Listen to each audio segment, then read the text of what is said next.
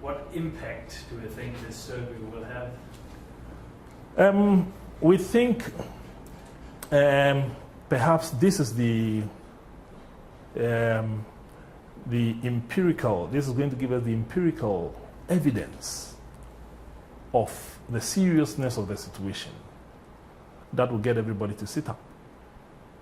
We think if the policy decision makers become aware of the situation from the analysis, if the parliamentarians become aware of the seriousness of the situation, then what we are calling for, regulations of importation of second-hand goods, so that we can eliminate those ones that come and never work, and they just come and designated as waste. And then those that we also generate locally will have a better way, a proper management system for electronic and electrical goods. That is what eventually we're looking forward to by this proposal that we made in the first place. Controlling importation so that we eliminate the obsolete, unworkable, and waste electrical, electronic that enter the country, and also how to manage the waste that we generate locally in a more formal, organized way that will protect the health of people who work with them. This is what we're looking forward to, and we think the studies is going to buttress the need for these measures to be implemented even quicker than we anticipate.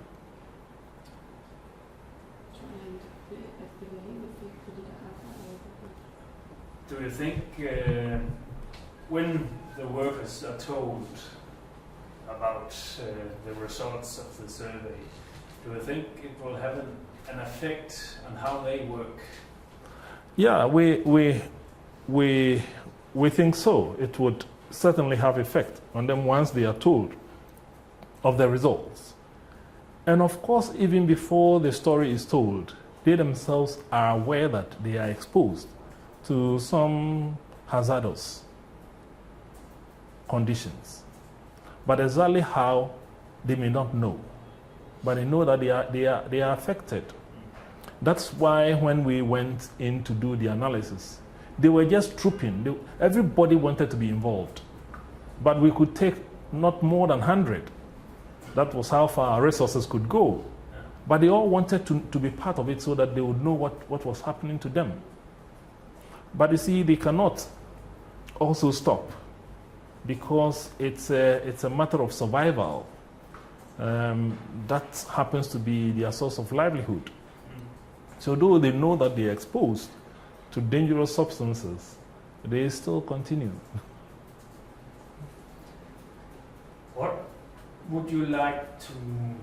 What would you like the exporting countries of used electronics to do to secure that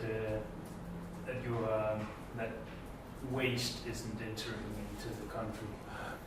Well, so far, the proposals we are making and the recommendations we're making with respect to regulations is to have the exporting countries conduct the necessary tests and certify all electrical and electronic equipment coming as second-hand, that they can take power, that they are functional. That is what we are recommending, that anything arriving as second-hand, we should have the evidence, certification that it's functional, it's working. And then we can also test here at the port of entry that these are working. And if they are working, then that's it, then they are not waste. But if they are not working after our test, then it means that it is waste. And then we have to find, we are recommending that this be repatriated, re-exported at the expense of the importer. this is part of the regulations that we are drafting for consideration by the relevant authorities. If there's anything you'd like to add, please do so.